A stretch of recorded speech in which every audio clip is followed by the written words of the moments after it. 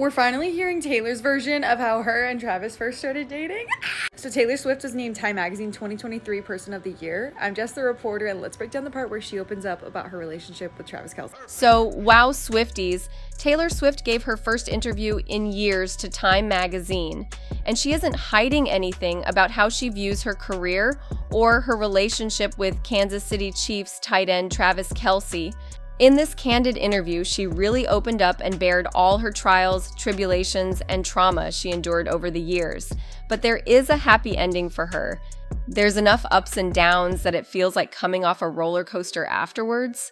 Swift confirmed what fans had theorized when she revealed that she and Kelce did start dating privately after he'd first mentioned on one of his New Heights podcast episodes about his efforts to give her a friendship bracelet at her July Kansas City, Missouri Eras Tour concert. You made her a bracelet? Yeah, if you're up on Taylor Swift concerts, there are friendship bracelets, and I received a bunch of them being there, but I wanted to give Taylor Swift one with my number on it. Not right now.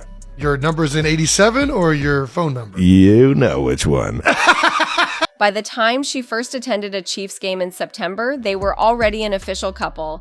This all started when Travis very adorably put me on blast on his podcast, which I thought was metal as hell, she told Time. We started hanging out right after that. So we actually had a significant amount of time that no one knew, which I'm grateful for because we got to get to know each other. By the time I went to that first game, we were a couple. I think some people think that they saw our first date at that game. We would never be psychotic enough to hard launch a first date. Throughout the interview, she made clear that she feels no need to hide the romance this time. These comments come following Swift's longest and most private romance, her 6-year relationship with Joe Alwyn, which ended in March. She appeared to reference that previous relationship multiple times in later comments, and led off by saying, "When you say a relationship is public, that means I'm going to see him do what he loves. We're showing up for each other. Other people are there, and we don't care. The opposite of that is you have to go to an extreme amount of effort to make sure no one knows that you're seeing someone, and we're just proud of each other." To me, it all depends on who you're with. If they have a serious issue with it, then you'll,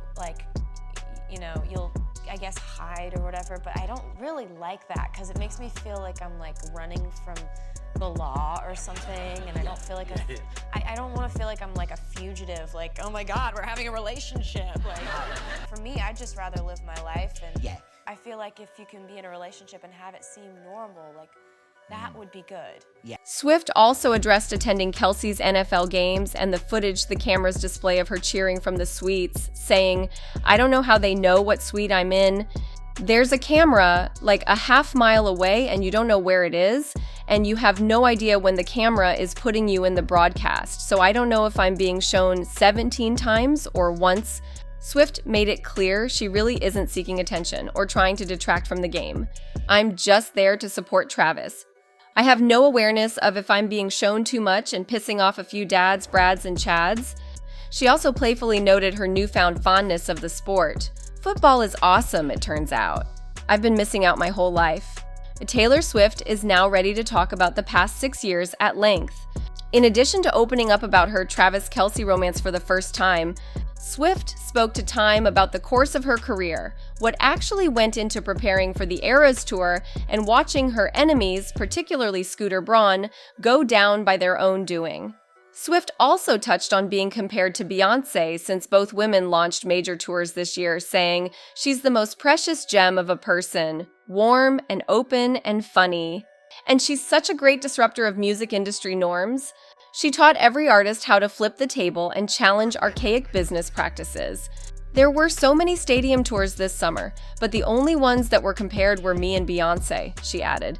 Clearly, it's very lucrative for the media and stan culture to pit two women against each other, even when those two artists in question refused to participate in that discussion, and what her thoughts were on this moment in her career being her breakthrough. "I've been raised up and down the flagpole of public opinion so many times in the last 20 years, Swift said. "I've been given a tiara, then had it taken away. It feels like the breakthrough moment of my career happening at 33, and for the first time in my life, I was mentally tough enough to take what comes with that. This is the proudest and happiest I've ever felt, and the most creatively fulfilled and free I've ever been. Ultimately, we can convolute it all we want or try to overcomplicate it, but there's only one question. Are you not entertained?